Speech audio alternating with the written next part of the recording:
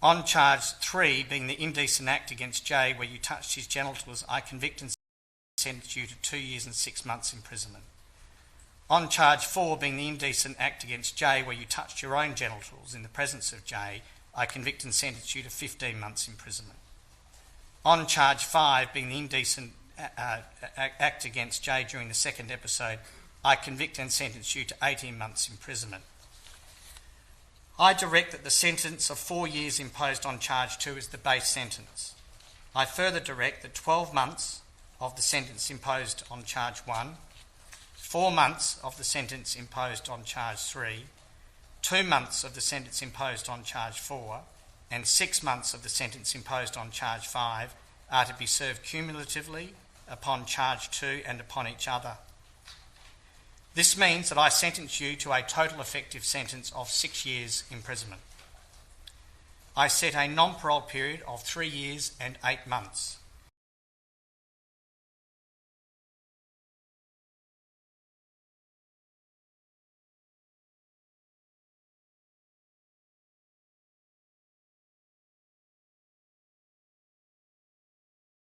Well, the countdown is on for the Finance Minister to convince the Senate crossbench to back the government's proposed company legislation has the support of Senators Fraser Anning, Cory Bernardi and David Leyonhjelm. Pauline Hanson says she's not convinced, but she could be swayed, while Darren Hinch is undecided, but there is something that might convince him. If you could guarantee some way that if a company got the drop to 25, any company over 50 million got the drop to 25%, and somehow they had an agreement, almost an EBA with the ATO, with the tax office, that they would guarantee X, Y or Z percentage of wage increase to their employees over X, Y or Z years, that could be looked at. If the government can get this legislation over the line, it will drop the tax rate from 30 to 25% for all companies. Labor has described it as a $65 billion gift to the biggest multinational corporations and big banks. The government says, though, that it would boost the economy and therefore it would benefit all Australians. But some economists say that is only if companies pass the savings. Statement being given, we will go to that right now from some of the law. Of this moment. The moment when the sentence is handed down, the moment when justice is done. It is hard for me, for the time being, to take comfort in this outcome. I appreciate that the court has acknowledged what was inflicted upon me as a child. However, there is no Everything is overshadowed by the forthcoming appeal. I'm aware of a lot of public comment by people who are critical of my evidence. Regardless of the outcome of the appeal, a few facts will always remain. I gave evidence for several days. I was cross-examined by Pell's defence counsel. A jury has unanimously accepted the truth of my evidence. Pell chose not to give evidence. The jury did not hear from him. He did not allow himself to be cross-examined. I have played my part as best I can.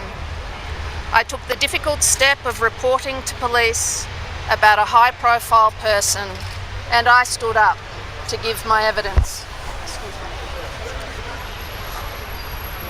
Catholic, the Vatican's number 3, now an accused sex offender with a court date in 4 weeks. I'm innocent of these charges. They are false. The whole idea of sexual abuse is abhorrent to me. The allegations against Pell first surfaced last year. This morning, Victoria Police served the charges on his lawyers in Melbourne. Cardinal Pell is facing multiple charges in respect to historic sexual offences, and there are multiple complainants relating to those charges. It was the middle of the night in Rome when Cardinal Pell received the news. When he faced the cameras hours later, his frustration was clear. These matters have been under investigation now for 2 years. There have been leaks to the media. There's been relentless character assassination. Other church abuse survivors have welcomed the development, calling for due process to follow. The main thing that's really interesting me is that the complainants are looked after because they are the ones who are really suffering. We'll have to see if he does come back. That's the first issue. Will he come back? Next issue is, will the Pope stand him down? George Pell says he will return to Australia on the advice and approval of his doctors. And they will also advise him on travel arrangements. Last year, they said he was too ill to fly home to give evidence to the Royal Commission. Instead, he appeared via video link from Rome. George Pell entered the priesthood in regional Victoria in 1971. In 1987, he became Auxiliary Bishop of Melbourne. There, he accompanied now convicted pedophile priest Gerald Ridsdale to court, a decision he would later describe as a mistake. He served as Archbishop of Melbourne and Sydney before moving to the Vatican, where he's responsible for the Church's finances. But his perceived lack of sympathy during the Royal Commission damaged his public image. Now this court process will bring another round of unwelcome publicity. It's important to note that none of the allegations that have been made against Cardinal Pell have obviously been tested in any court yet. Cardinal Pell, like any other defendant, has a right to due process. Court proceedings now offer me an opportunity to clear my name and then return here back to Rome to work. Jane Azzopardi, 9 News.